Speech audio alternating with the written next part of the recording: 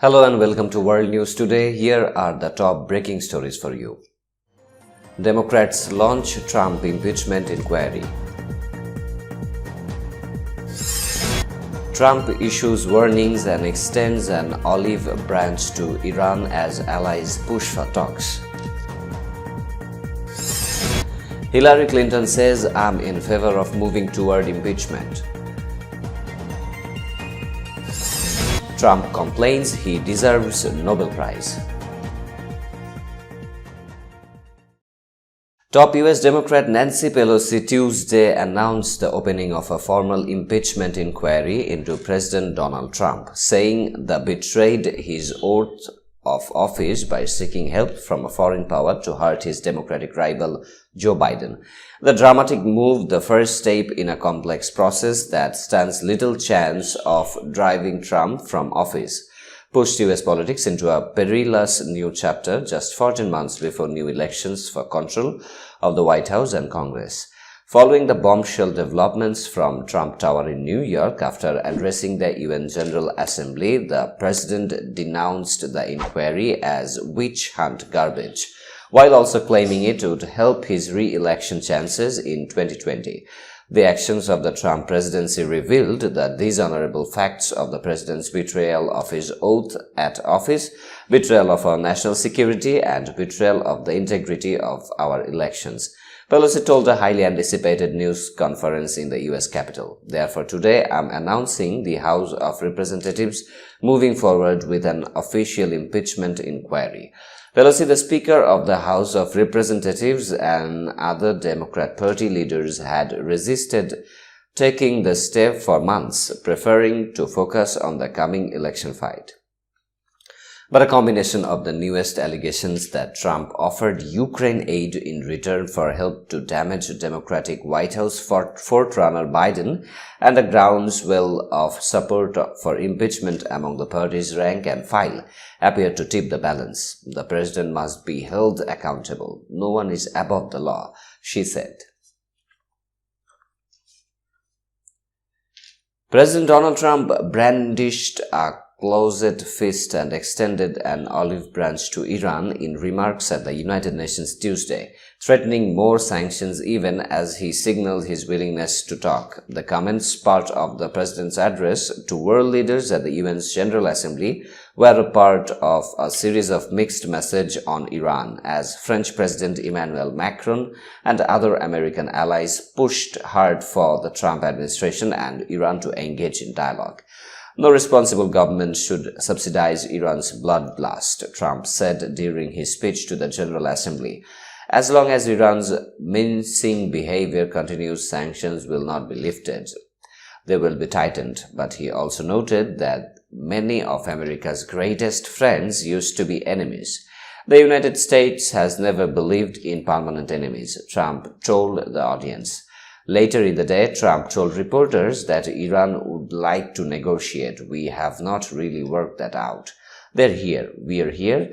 It certainly makes sense, but we have not agreed to that yet. Trump's hints about potential US-Iran talks and the possibility that Persian Gulf tensions could be diffused were overshadowed by the day's dominating domestic news that the House of Representatives will launch an impeachment inquiry.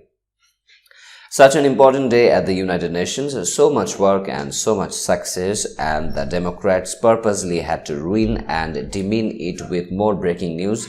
Witch hunt garbage, Trump tweeted. So bad for our country. Signs of movement on Iran were visibly Monday when Iran had signaled a willingness to talk and key European allies issued a statement describing some responsibility to Iran for the attacks on a Saudi oil facility, a step United States officials had urged. Houthi rebels in Yemen have claimed the attack and Iran has denied it played any role. But Trump administration officials have insisted that Tehran bears sole responsibility. On Tuesday, Trump had told reporters that Iran would like to negotiate. We have not really worked that out. They're here. We are here, but we have not agreed to that yet. They would like to negotiate, and it certainly makes sense. Trump's inclination for negotiations and deal-making could pose pitfalls when it comes to Iran, said Mark Dubowitz, chief executive of the Foundation for Defense of Democracies, who warned of the yap trap of diplomacy. There's clearly a desire on the part of the president to sit down with Rouhani, he said, referring to the Iranian president. It would not surprise me if the Iranians try to get a last-minute negotiation, Dubowitz said, drawing a comparison to the situation with North Korea. They could pull a Kim Jong-un on him, use the diplomacy to undermine the sanctions on the assumption that Trump is unlikely to escalate further if he's talking to Iran. When reporters asked Iranian Foreign Minister Javed Zarif earlier in the day if President Hassan Rouhani would met with Trump on the sidelines of the meeting, the foreign minister shouted no, but the day before Zarif had raised the prospect of a new agreement that would see permanent sanctions relief in exchange for Tehran's permanent denuclearizing in an interview with CNN's Christian Amanpour. Behind the scenes, US allies have been working hard to push for some sort of dialogue.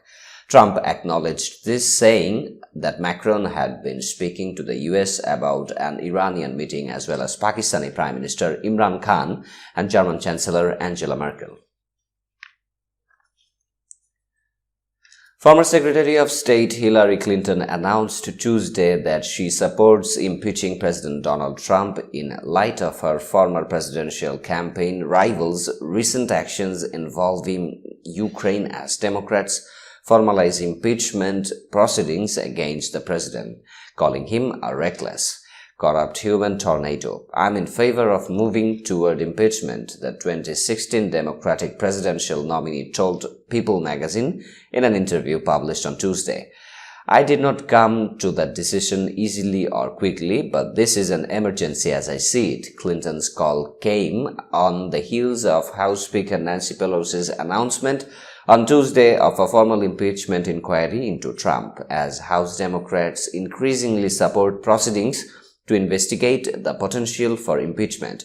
We are in a crisis, Clinton said, later adding that the House must begin impeachment and also the proceedings not happily or with glee, but to safeguard national security. Clinton cited reports that Trump pressed Ukraine's president to investigate Democratic presidential candidate Joe Biden's son earlier this summer, and that he requested a hold on millions in military aid to Ukraine roughly 1 week before the call, in her reasoning for impeachment proceedings. There is no evidence of wrongdoing by either Joe or Hunter Biden. These latest behaviors around Ukraine, trying to enlist the president of Ukraine in a plot to undermine former Vice President Biden or lose the military aid he needs to defend against Trump's friend Vladimir Putin, if that's not an impeachable offense. I don't know what it is. Clinton told People magazine Trump asserted Monday that he delayed aid to Ukraine ahead of the call, but claimed it was unrelated to Biden, and remained defiant Tuesday that he's done nothing wrong and has no regrets about his behavior when it comes to Ukraine, and seeking an investigation into Biden's son's dealings. Clinton called Trump a reckless, corrupt human tornado and a clear and a present danger to the future of the United States, accusing him of betraying our country on a daily basis and undermining the more perfect union of the United States of America. US President Donald Trump aired one of his oldest grievances at the United Nations on Monday. It's unfair that he never got the Nobel Peace Prize. I would get a Nobel Peace Prize for a lot of things if they give it out fairly, which they don't, he complained. Trump went on a raise, the surprise awarding of one of the world's most prestigious accolades in 2009 to his predecessor in the White House, Barack Obama. Obama was given the Peace Prize for extraordinary efforts to strengthen international diplomacy and cooperation between people. Even though he had only just become president, they gave one to Obama immediately upon his ascent to the presidency, and he had no idea why he got it. You know what? That was the only thing I agreed with him on, Trump said. That's all from now. Hope you enjoyed our coverage. Hope to see you later.